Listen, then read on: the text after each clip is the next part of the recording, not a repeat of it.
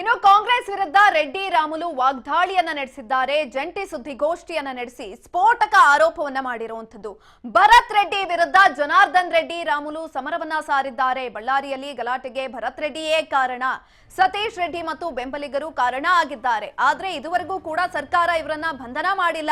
Police ಅಧಿಕಾರಿಯನ್ನ ಅಮಾನತು ಮಾಡಲಾಗಿದೆ. ಆರೋಪಿಗಳನ್ನ ಬಿಟ್ಟು ಅಧಿಕಾರಿಯನ್ನ ಅಮಾನತು ಮಾಡಿದ್ದಾರೆ. ಬಳ್ಳಾರಿ ಗಲಭೆಗೆ ಇಲ್ಲಿನ ಕೆಲವರ ಕುಮ್ಮಕ್ಕು ಜಾಸ್ತಿ ಆಗಿದೆ.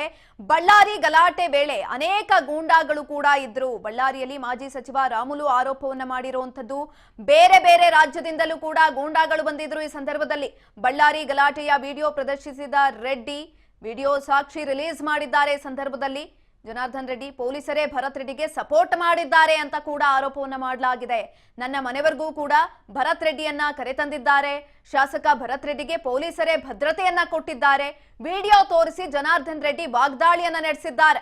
ಯಾವ್ಯಾವ ಲೈಸೆನ್ಸ್ ಎಲ್ಲೆಲ್ಲಿ ಪಡ್ಕೊಂಡಿರ್ತಾರ, ಯಾರ್ಯಾರು ಗುಂಡುಗಳು ತಗೊಂಡಿದ್ದಾರ, ಎಲ್ಲವನ್ನೂ ಗೊತ್ತಿದಾವ.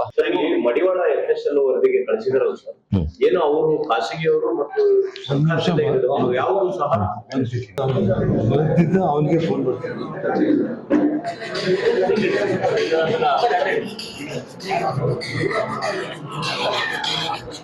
ಲೈಟಿಂಗ್ ಬಿಟ್ಟು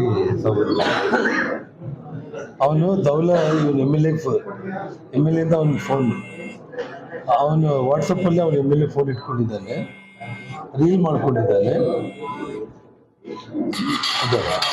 ಅವನು ಬರೆದು ಮಾತಾಡ್ತೇನೆ.